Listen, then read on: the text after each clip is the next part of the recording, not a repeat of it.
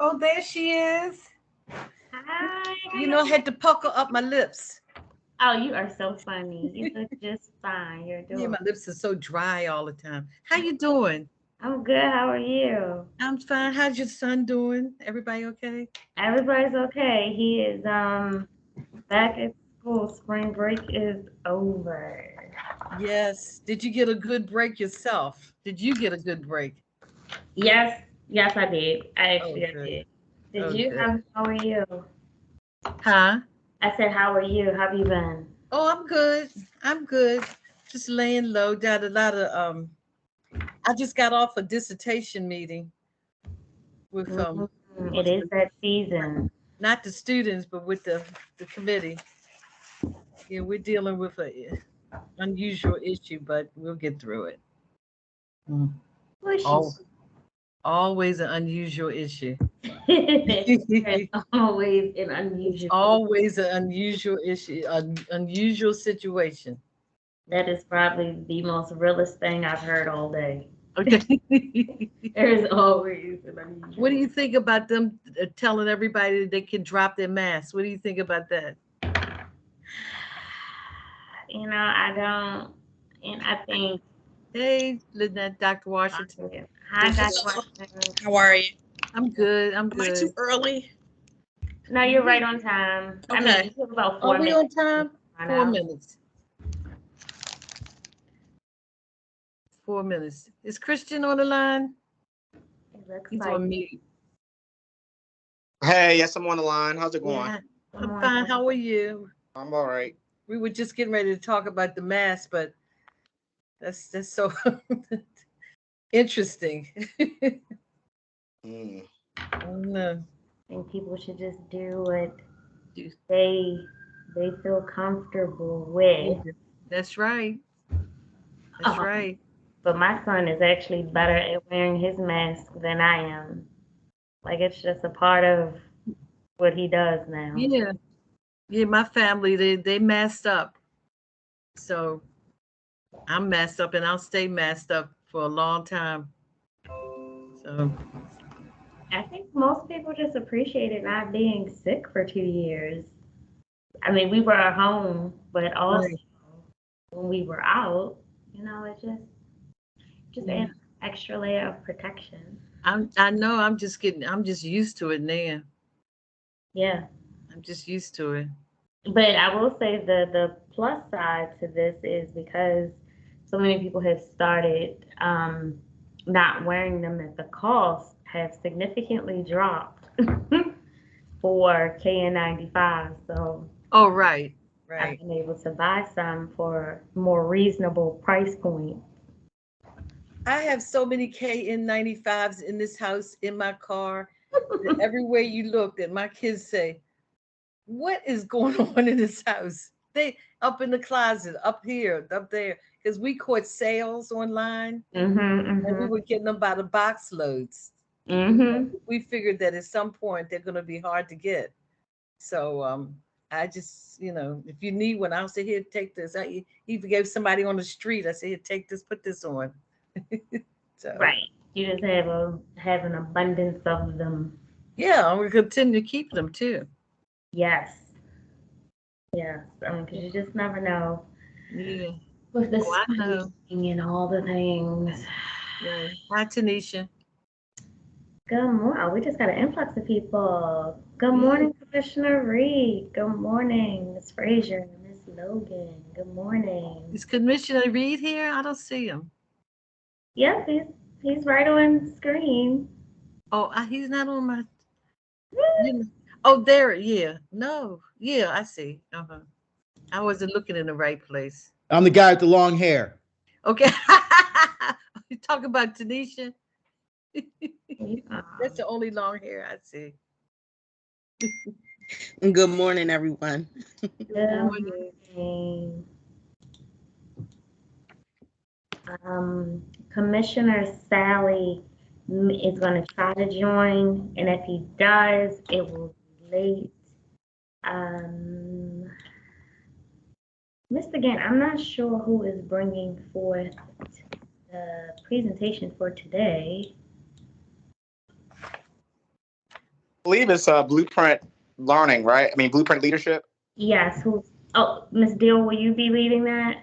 Actually, Monica Logan is going to present and kick us off.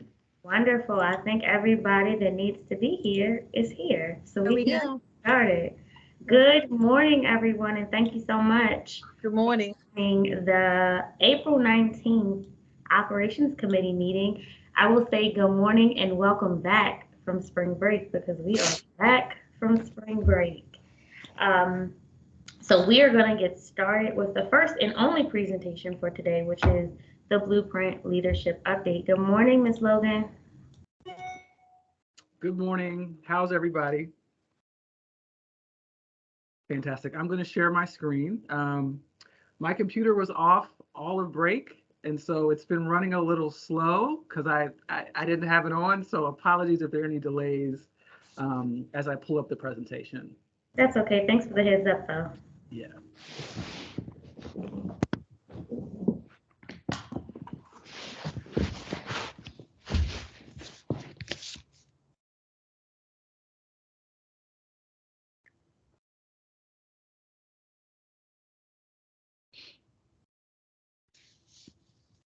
All right. Can you see my screen now?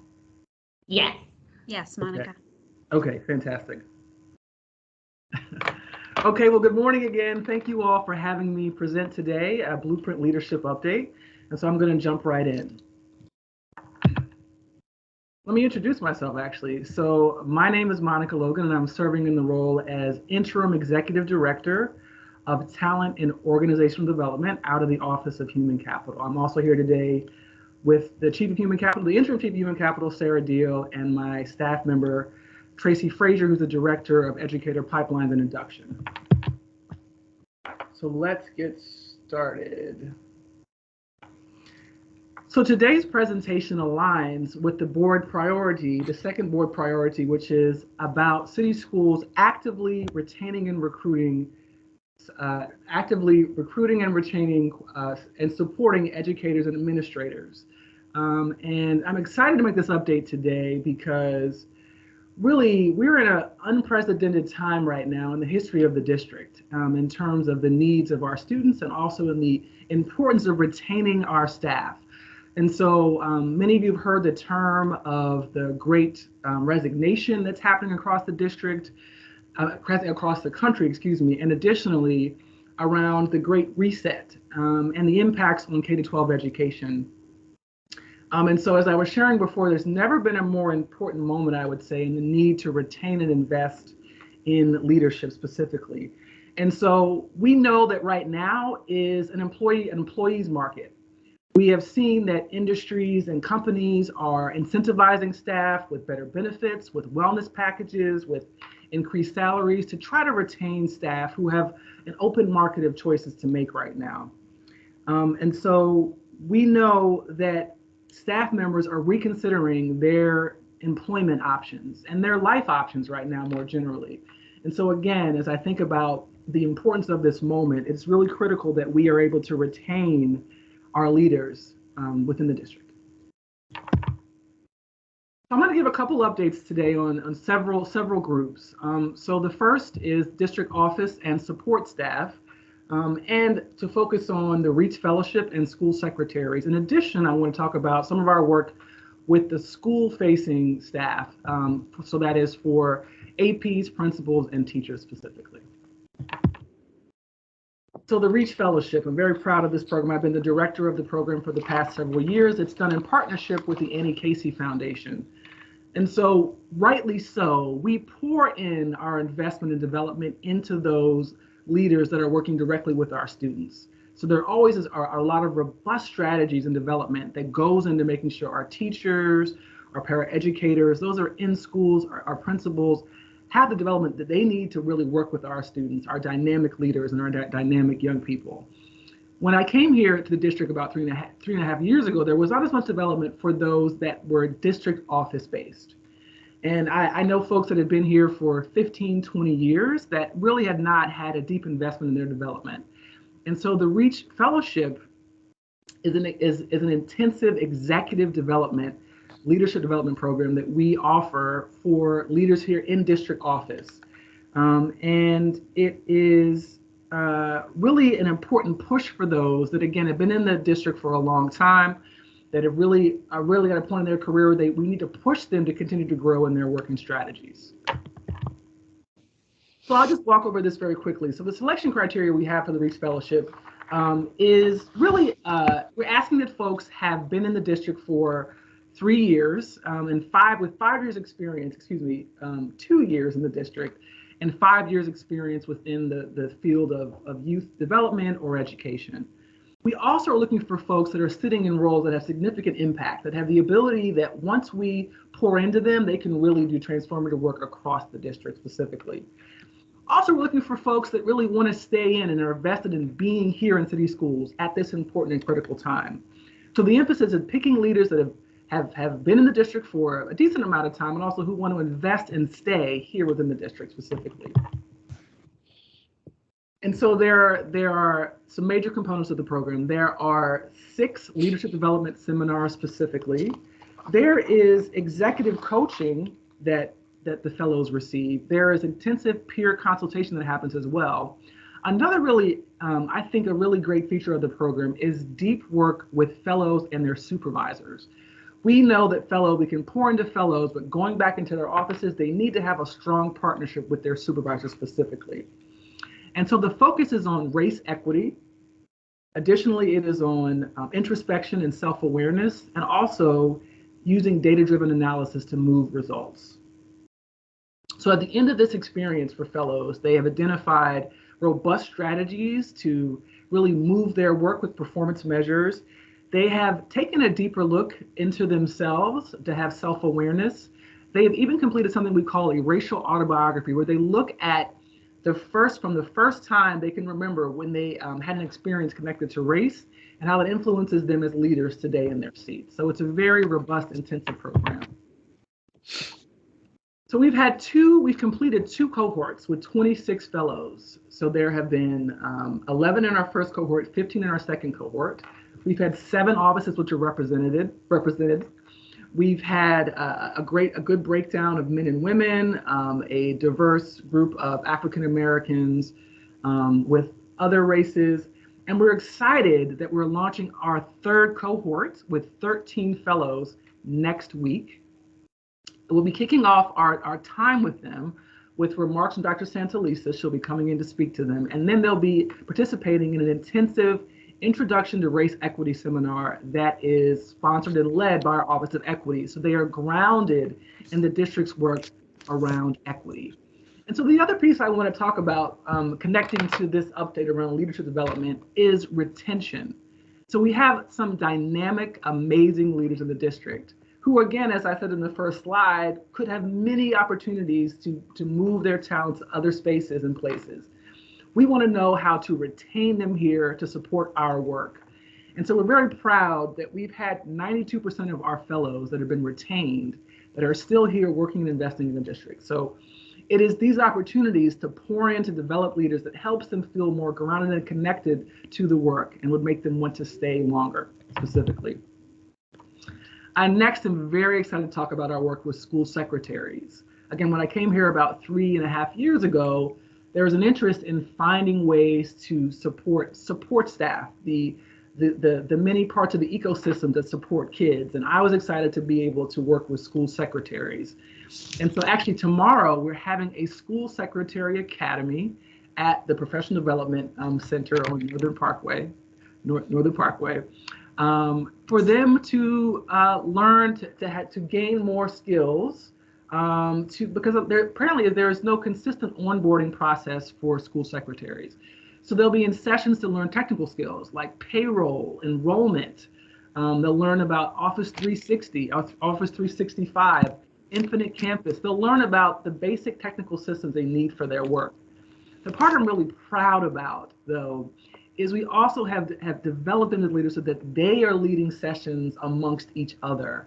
So they will be at the desk when people first sign in. Additionally, they will be leading peer-to-peer groups. They'll be talking to one another about what it means to be a secretary or office assistant right now in the school district, which is really, I think, profound. And one of the things I remember I'm very proud of in this work I've done for the past several years is one of the secretaries told me, she said, you know, the district shuts down for district-wide professional development, but we don't have anywhere to be for ourselves. Now we have a place to be where we're poured into, and it's of such value to us. And so, again, this is another way we're developing leadership at the support staff level, at the district office level, to retain our talent within the district. And I'm really just proud of all of the work. I'm also proud of an initiative we started about right before the pandemic. It was January 2020. So I guess it's been 2.5 years. The District Office Blueprint Leadership Awards. It's another way that we are looking to recognize leaders within district office specifically. And this actually is a group of staff from the operations team.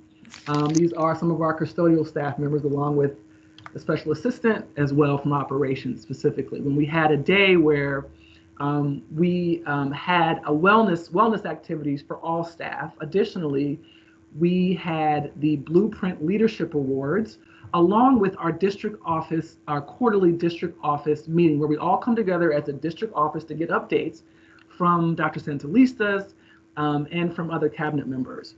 So in this process, staff are able to nominate their peers for who they see as leading from their seats.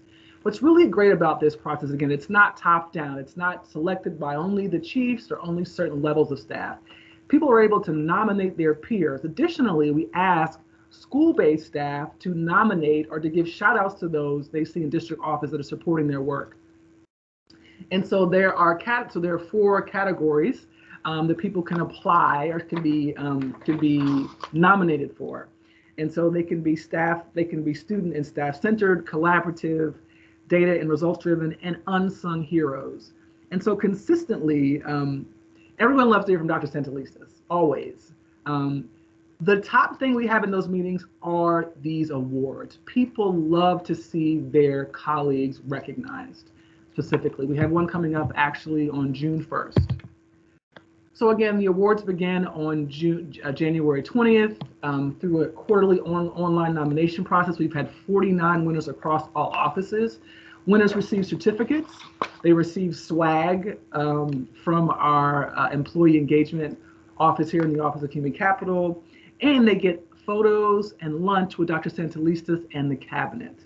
And so we also have created videos, which I didn't have time to share with you today, but they're wonderful videos created through the Office of Communications where we talk about each of the winners specifically. So this is another one of our leadership initiatives where we recognize leaders that sometimes are unsung, those that maybe are under the radar, but we are able to elevate them amongst their peers to show how much we value and appreciate them. Again, another really important part of our leadership retention strategy. I want to next go into some of our school-based work to help retain leaders, early career leaders, some of our teachers as well, specifically. So there's a lot of research about the important role of principals specifically. And we know that this is research done through the Wallace Foundation, that by investing in a pipeline, a principal pipeline, we know that not only student outcomes increase or improved, we also know that principals are retained for longer by having this support around them to be successful in their seats specifically. So this is some of the foundational research that helps underwrite or undergird our work for our principal leaders specifically.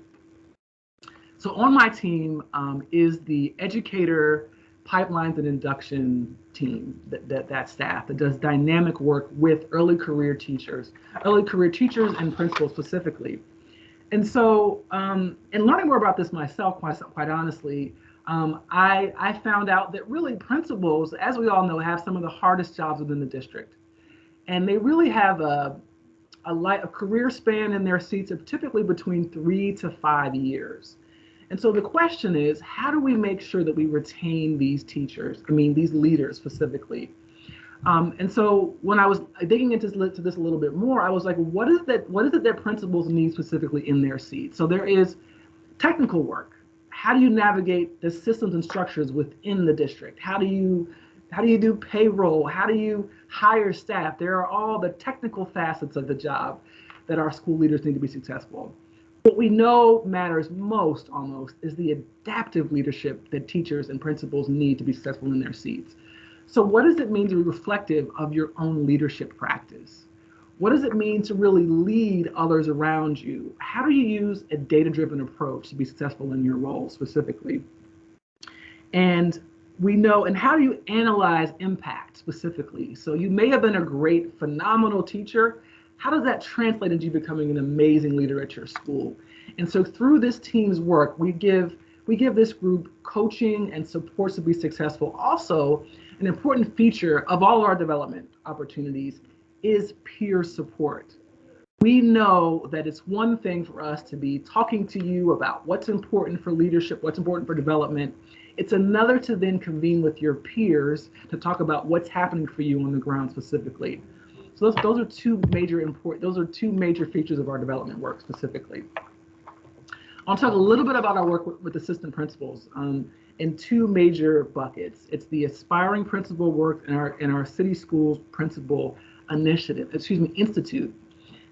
And so here, additionally, the audience for this group, the audience for this pipeline of leaders is, through the aspiring principals, is that of teachers, APs, school and district office leaders specifically. So again, there may be folks that have an interest in becoming leaders, but how do they do that? These programs help elevate them and support them to do that. Additionally, the second thing I have on here is City Schools Principal Institute.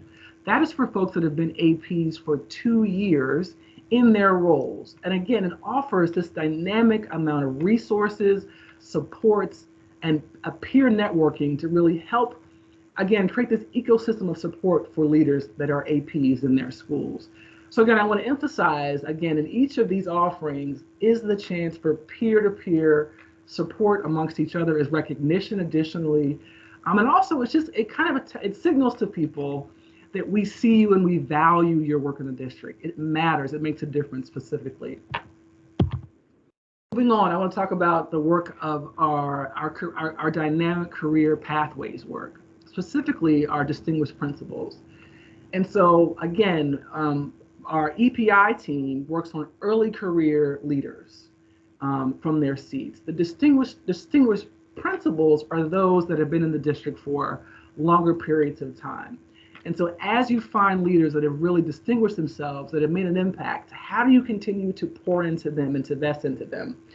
So as a part of our career pathway work through the Pizzazza union affiliation, again, we created these career pathways that incentivize leaders once they apply, do portfolio work, have peer reviews, to then be elevated to this status of distinguished, or their transformational principals specifically. And so this is another way to identify leaders, to pour into them. And additionally, there are salary incentives for those that participate in this program. So what I want to do is talk about one of our distinguished principals specifically. I had the privilege and honor of speaking with Principal Najib Jamal at Lakeland Elementary Middle School. And so he has been a principal at Lakeland for 12 years. He is actually at one of the largest pre-K to 8 schools in the district. He has moved from 500 kids when he started 12 years ago to over 1,000 students. And 50% of those students are English language learners specifically.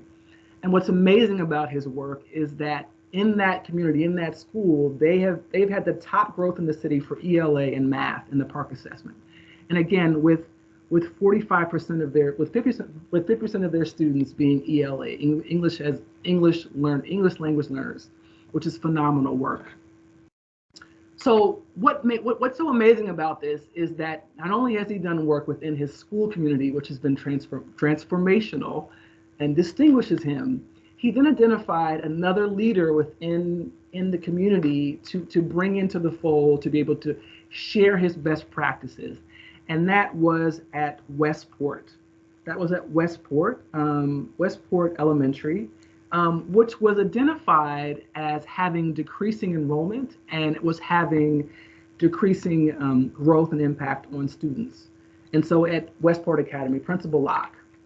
And so again, in talking to him, it was really dynamic to hear how he lit up about the opportunity to support another peer. So what they've been doing is taking practices and extending them across campuses. So they do professional development together.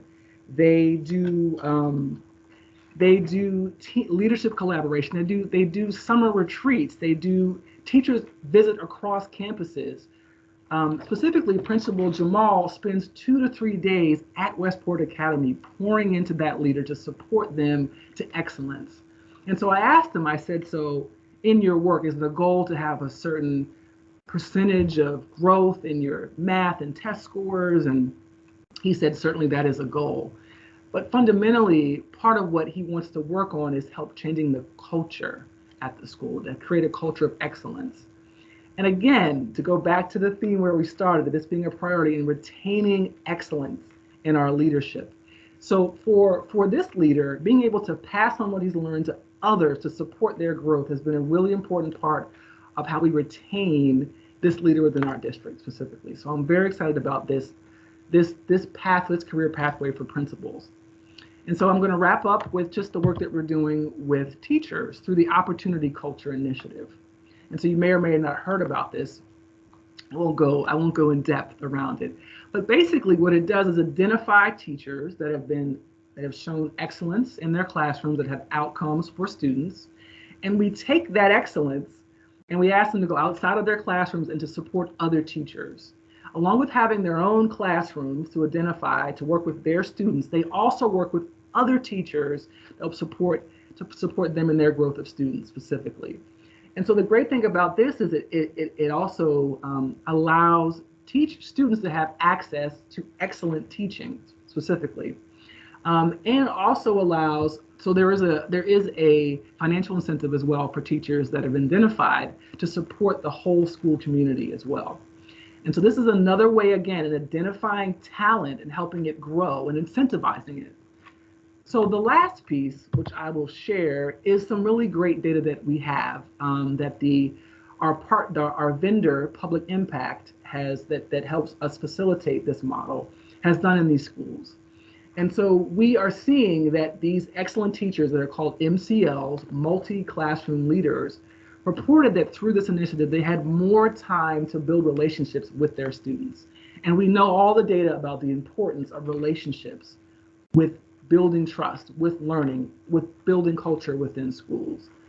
Additionally, there's data that shows that through this model, the teachers that were supported by the MCLs were more likely to indicate that they wanted to stay within the district at their school. This is another really important data point that points to the fact that by pouring into those that are exemplars, that are leaders, to share with others, you can spread the love, you can spread the You can spread the culture. You can build the ecosystem. You can build the support for.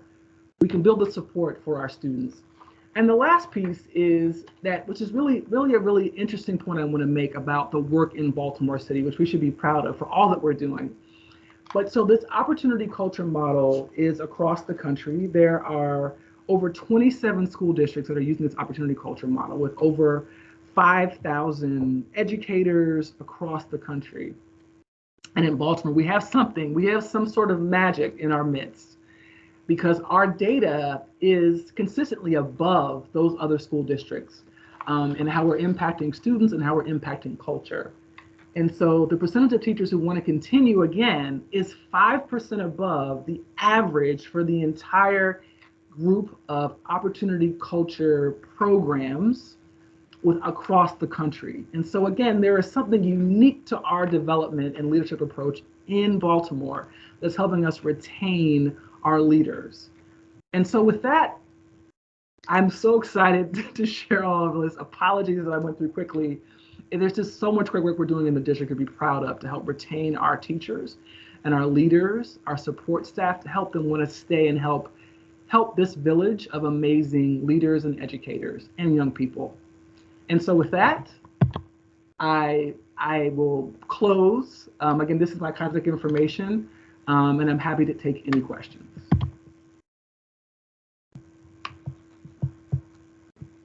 Thank you so much for the presentation, Ms. Logan. Commissioner Bondima? Thank you very much, and thank you, Ms. Logan, for a wonderful presentation. I do have I have a couple questions, but this other one can wait. I was listening to you talk about your program that you had the cohort 1 and 2 that went through, and talked about the program of retaining the teachers and, this one, the Reach Fellowship. That's the Reach Fellowship program. Am I correct? Yes. Mm-hmm. Okay. Of that, have you extended a survey or study of any type with these cohorts that you have to determine, first of all, all the information that's necessary, how long they've been there, their years in the classroom maybe, and where are they now? Are they still in the system? Mm-hmm. If they're in the system, where did they move up to, or are they the same, or just as much information as possible about that cohort 1 and 2, and it would be a great opportunity for us to evaluate their information in order to move on to the other cohorts that you have. And by the way, how many cohorts do you have now? So we've had 2. We're about to start our 3rd cohort next week. And when did the first cohort start? The first cohort started in 3 years ago. I got my 3 years ago will be 2019. And how many, and I need to ask these questions to get where I need to go.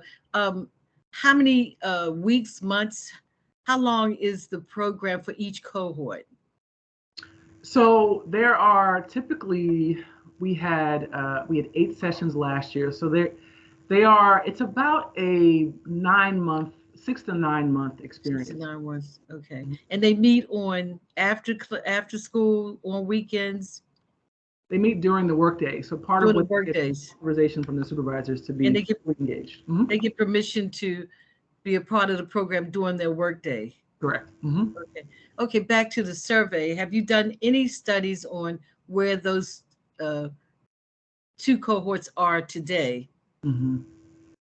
We've done some follow-up, but we definitely have data around folks moving from manager roles to director roles, but we need to do a deeper dive into specifically like how their careers have moved since being in the fellowship. So that is a point of follow-up for us. And I'm not gonna hog my questions out.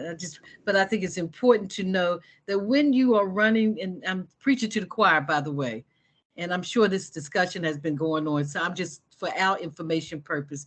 When you start a program like that, I think that is critical that we include the front end with as much information as possible about the cohort members, And also what is critical at some point, and you might even look at getting a grant for this program, and you might already have a grant for the programs that maybe you mentioned that already, but in order to move forward and get a grant or find out where they are, and if it's successful, it's really critical that we know, get all the information as possible about these people who were in cohort 1, 2, and especially as we recruit and we work with cohort 3 and developing other cohorts.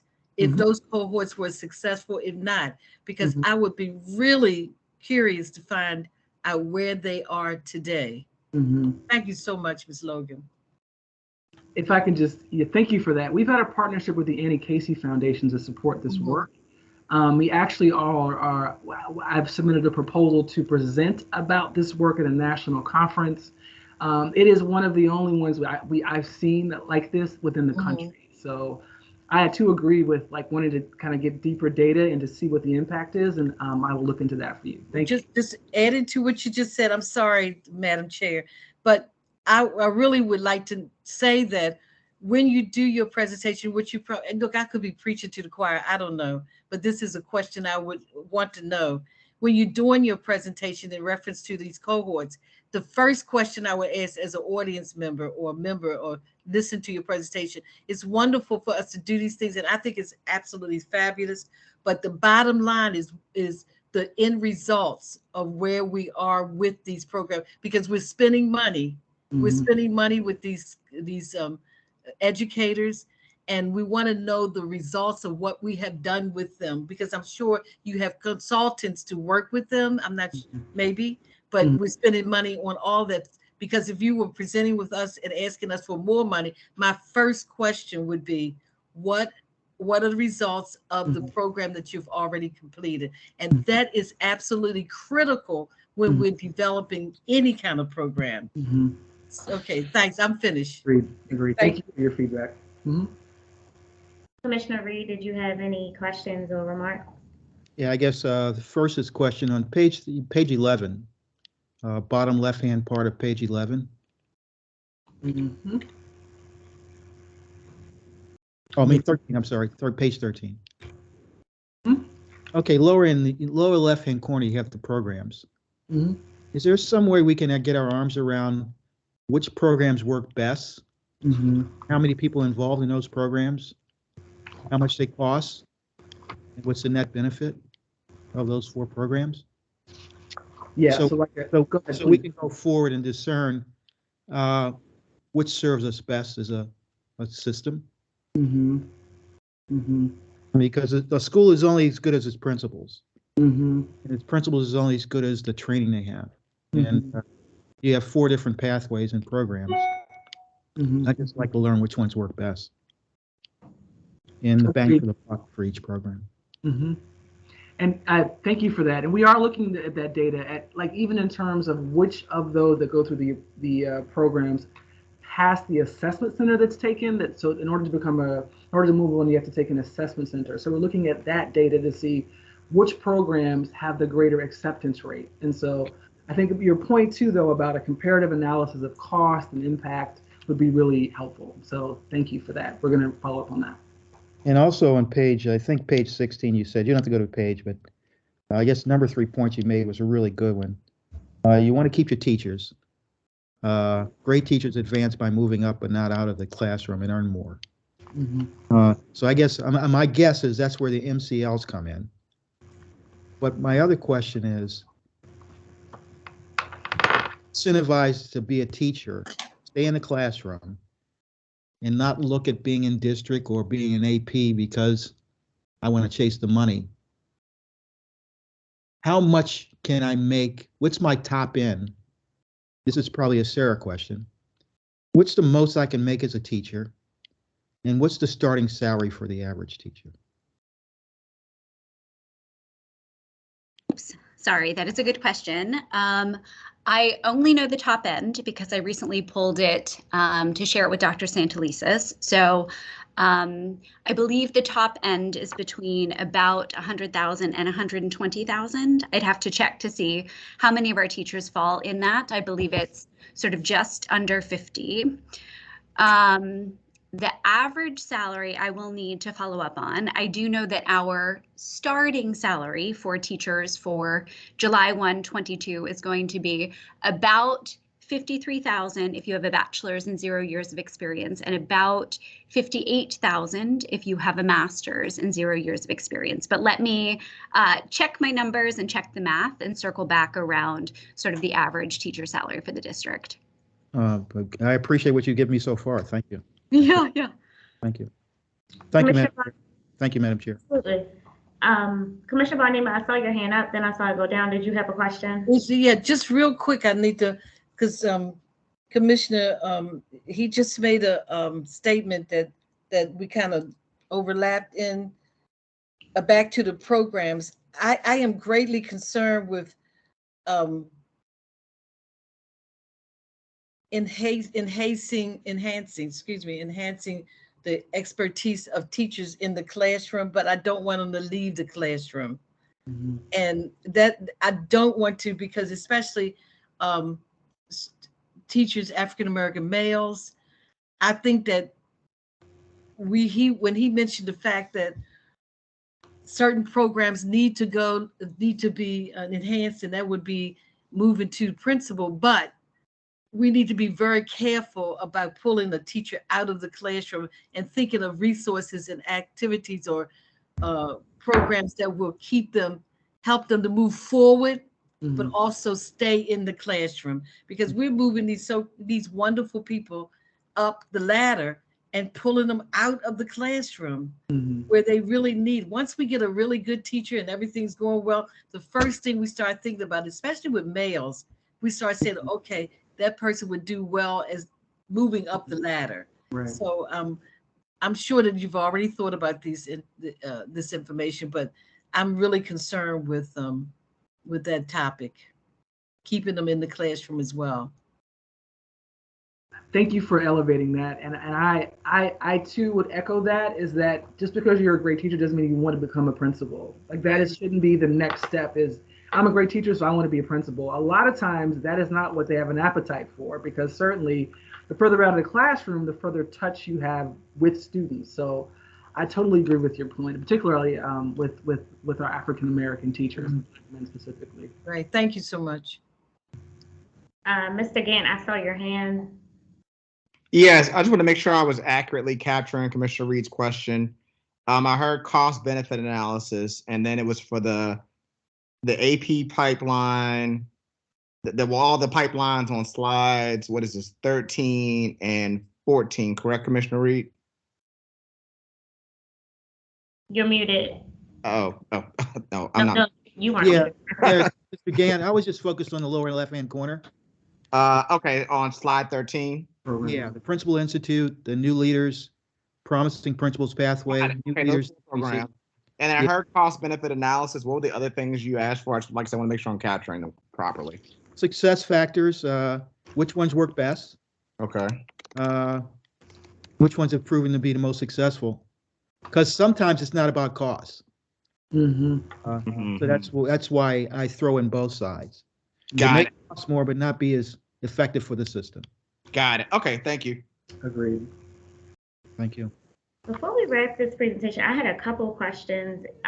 One of them kind of piggybacks on something that Commissioner Reed and Commissioner Bondima have already raised, but it was around the evidence of improved employee performance or promotion. So for cohorts 1 and 2, have we seen employees actually transitioning into different roles within their pipeline? But then that raises for me a question around, what does the pipeline look like for our secretaries or other non-management holding employees, management roles within that pipeline, so that, one, for us to see what that growth potential looks like, but for also, you have these professionals that are in these pipelines for professional development. Do they see what their growth potential could potentially be inside their current roles, or if they were to use those skills to kind of move outside of their current role. But then something that wasn't particularly named in this presentation, but certainly deserves to be talked about. During the pandemic, we saw a number of staffers that they took opportunities to take on roles that were not within their normal job duties. So you had bus attendants, you had other individuals throughout the system that served to support student learning sites. And so in moving outside of their traditional roles, they may have been exposed to other opportunities within the system that have a much more robust growth potential. So I know I would be interested, and I'm particularly sure that Commissioner McFadden would be interested also to see what the growth potential could look like for those type of individuals that during the pandemic were exposed to other work opportunities within the system that have much more robust growth opportunities, and that could really benefit from a professional development opportunity like this. And how do we retain them now that they've been exposed to other areas of the system in different capacities? I think that's an excellent point. There is the para to teacher. This is similar about support staff. And I actually know in doing some work with Dr. Washington in the operations department is they have an excellent retention percentage of moving folks up through their pipelines. And so I think it's being more extroverted or clear about how one does that. So if you become a secretary, what is the next step for you? If you are a custodial staff member, again, it's not always that maybe you become a manager. Maybe there are other things you can do within your career trajectory. And so I think this idea of these career pathways or options for people, I think is really important to explore. So I would agree with that. Absolutely. Thank you so much, Ms. Logan, for this presentation. This was a really timely and robust conversation. I really enjoyed it. I really enjoyed this presentation. I think my committee did too. Can I say one thing to make sure the record is clear? I found the salary data that I was referring to. So we have 364 teachers who earn over $100,000 out of just over 5,000 teachers, and 32 of them earn between 110 and 121,000. So I just wanted to update that. And then for fiscal year 23, the starting salary for teachers with 0 to 1 years of experience with a bachelor's is $53,898, and the starting salary for teachers with a master's and 0 to 1 years of experience will be $57,180. So I found the exact data, so I just wanted to correct the record while I'm here. So hopefully that's helpful. Thank you, Data Wonk. Appreciate it. All right. Thanks, All right. Sarah. Thank you so much, Monica. Thank you, everyone. Thank you so much. I think we are done with this presentation. We can transition to procurement. Good morning. This is Peter Rutchkin filling in for Shabray Matthews. Commissioner Roberts, do you have any questions? Yes, so typically for this portion of the meeting, we would have procurement read each item number, the name of the contract and the vendor, Sure. the dollar amount and the term. Okay. The first is the board executive officer requests the board's approval of a competitively solicited contract with CRC Solomon to provide transcription services. The estimated amount of the contract is $50,000. The term is July 1, 22 through June 30, 25, with 2 one-year renewal options. Thank you. Commissioner Bondima, Commissioner Reed, any questions? None, Madam Chair. Got it. Thank you. We can move to the next one.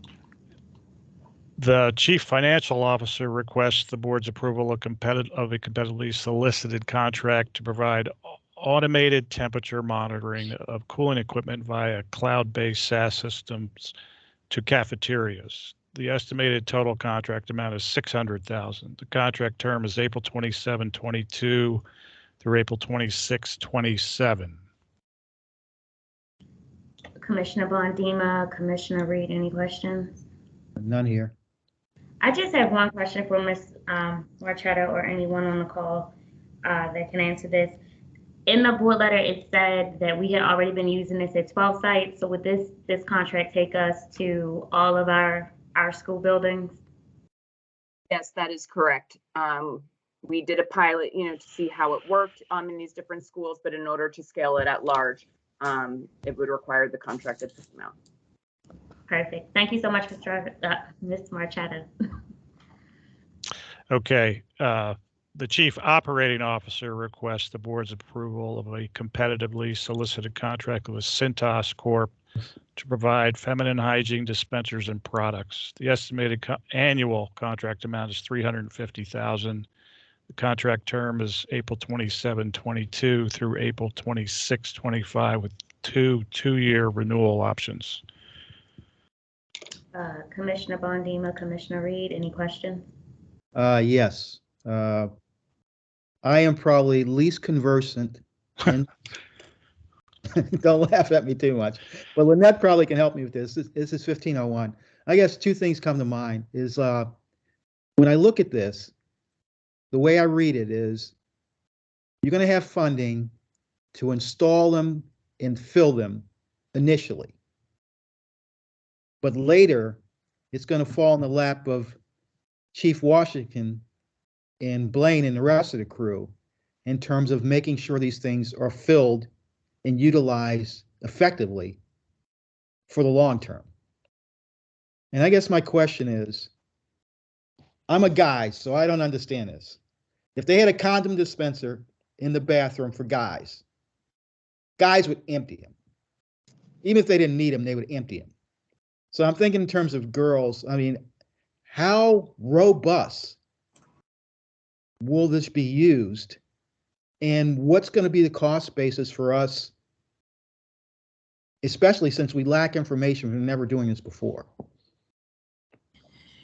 And so I appreciate that, Commissioner Reed. I think that it is how we handle all things is that we go through a process of, tracking the inventory as we go through the year. As schools run out and they request more, we provide it. And then at the end of that school year, we track what the use was and how quickly or frequently it was used over various quarters of the year. That's how we do it. Because again, like you said, this is not something that we've used in facilities. We don't know what the demand is going to be. We don't know. And a lot of times when we have these situations, it may be at a school level. Some schools go through more than others. So this is our first time at this. And so we're just going to do what we do when we have inventory that we have to put out into schools. We're just going to track what's the burn rate. And then it'll give us information on how we proceed for the next coming year. Thank you. Commissioner Bondima? I'm getting ready to explode. And the reason why is because a couple of years ago, this was a huge issue in the MAID board in Annapolis, because and a few of the men who made comments similar to what you said, Commissioner, but the tons of women jumped right on it. And this is being used in majority of the districts in the state of Maryland. They've been doing it. And we had to go to a long explanation about how critical it is to have it in those bathrooms. And like you said, women understand why. And it's something that we need to do. And it would take several conversations to understand why we need it in the bathrooms. So this is, like I said, it came up 2 years ago and it was voted on and discussed in Annapolis, and it went through. Am I right, Dr. Washington? Were you aware of all of this? Yeah. So but we're kind of slow getting it in there. Well, I mean, I would definitely say yes. It's a requirement now, so it's something that we have to move forward and do. But yes, and the other challenges is also it's not as though resources came with this mandate. So this is another thing that we would have to budget for. Right. And every woman knows that this is really important, at least from what I'm it's really important. So, Hey, Madam Chair, can I interject just one thought from my Sure. seat? Sure. Blaine and Dr. Washington can blow me out of the water if they wish, but being a citizen, I'm not a parent, but being a citizen and being a board member, is this something that we should pull this 1501 at the board meeting so more people can be educated about what Dr. Washington in districts trying to do in terms of ramping this up? Because this would not be something I'd like to say 1501 pass. I think people, the public and parents should know a little bit more about this. Blake, did you want to add? Yeah. Commissioners, we're taking the step because this bill took effect and was passed by the legislation in July 1st, 2021. We're not doing this upon our own initiative. We do realize, as Dr. Washington said before, it's uncharted territory with us. We don't have any historic numbers or burn time, I would say, the use of the different product. But it's an unfunded mandate, and we got to comply with the law and regulation. Right.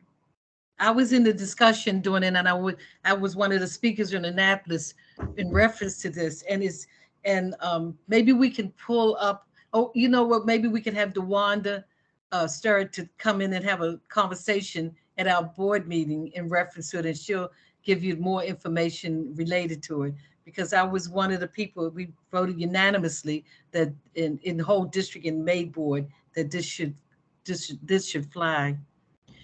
And just to add, I think that one of the things that operations can talk about is the timeline because I think that a lot of times when people see these procurement items, they expect them to be in schools the next day. So we can talk a little bit about the timeline that it's going to take us to implement this in all of our schools. Okay. Hey, Mr. Gann, I see your hand. Yeah, I just wanted to offer one thing. Something Commissioner Reed said kind of sparked something in me from fellowship with CGCS, and that they're pretty kind of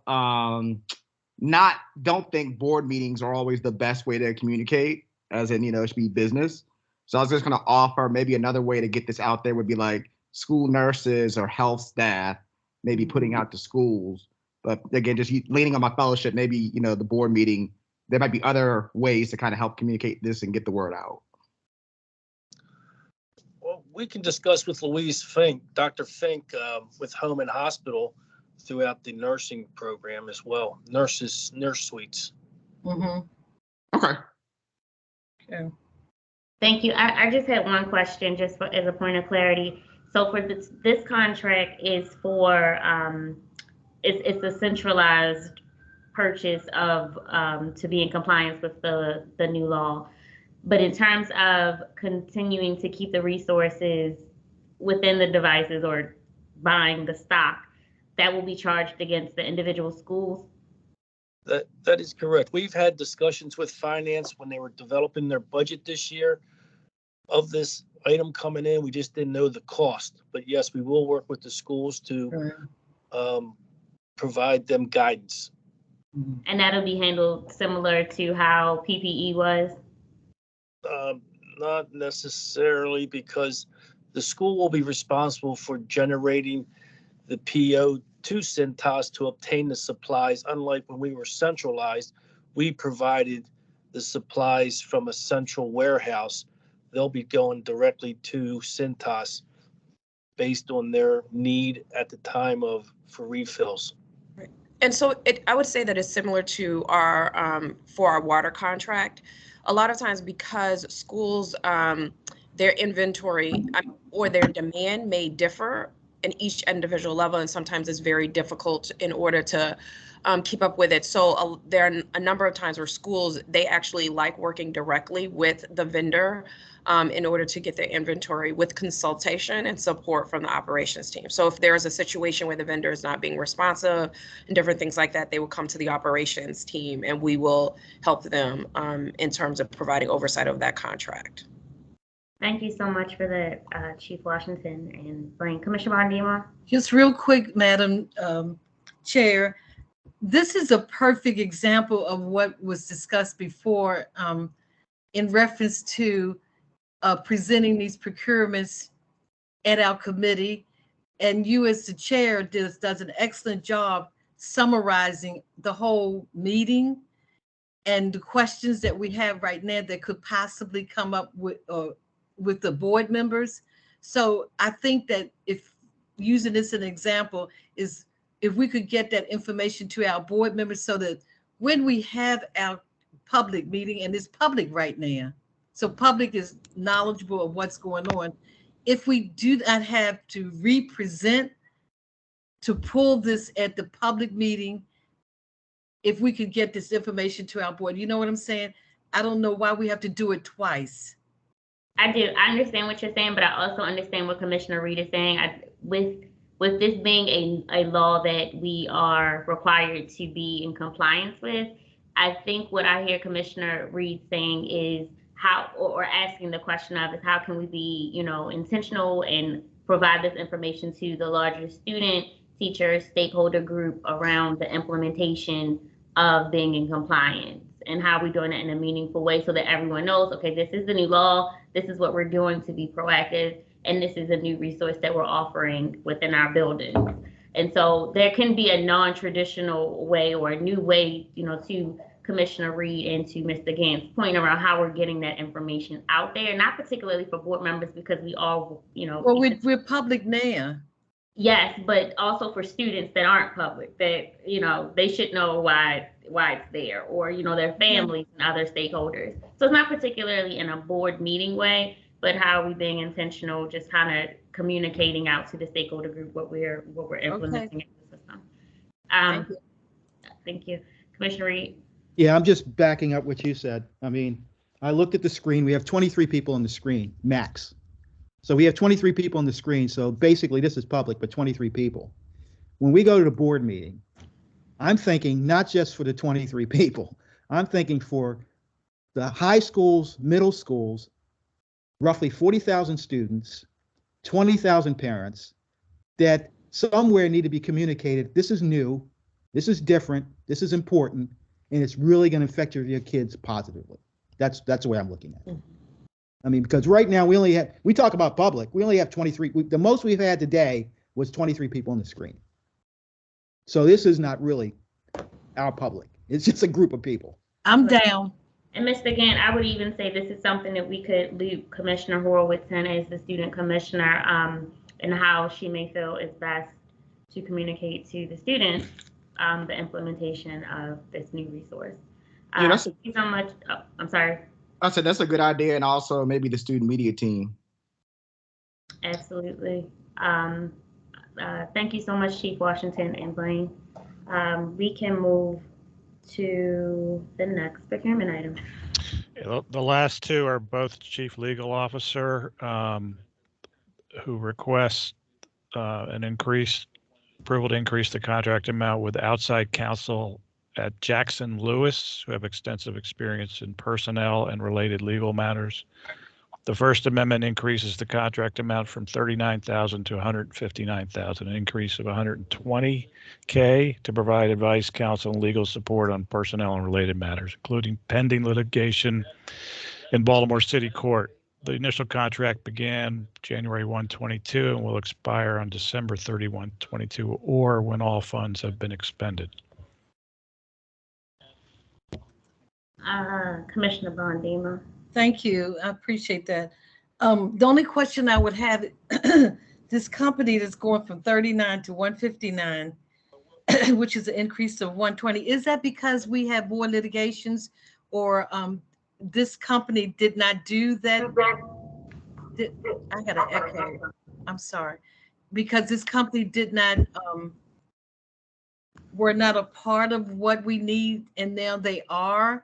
And that's the reason why we're increasing. They're doing more work for us. Is that what it is? Thanks for your question, Commissioner.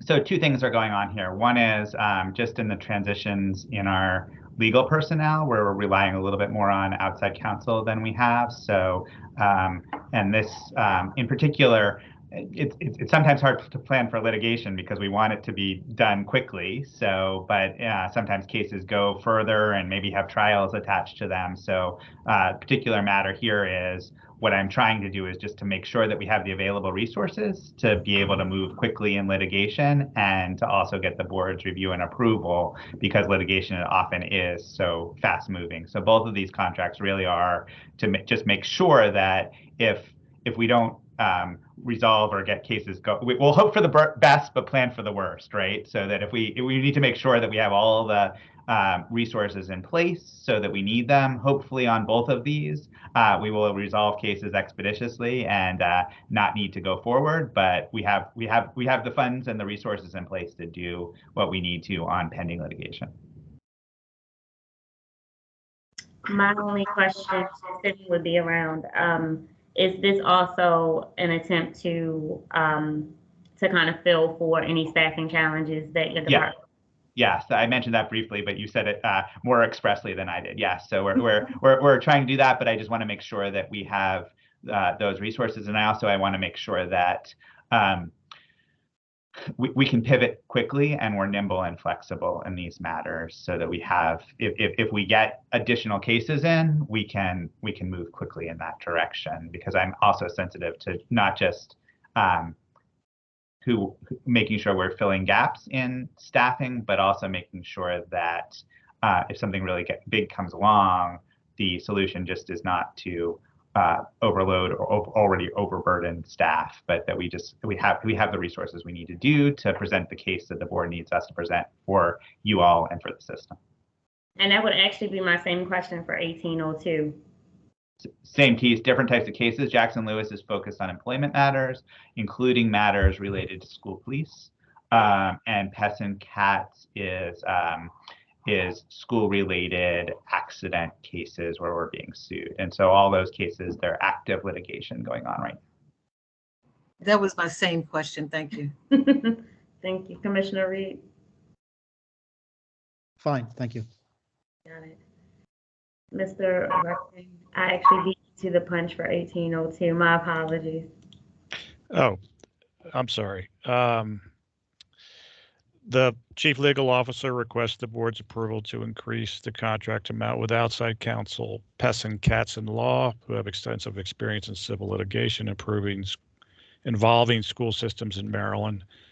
The First Amendment increases the contract amount from $49,000 to $110,000, an increase of $61,000 to provide advice, counsel, and legal support on civil litigation matters, including pending litigation in Baltimore City Circuit Court. Initial contract began November 5, 21 and will expire December 31, 22, or when all funds have been expended.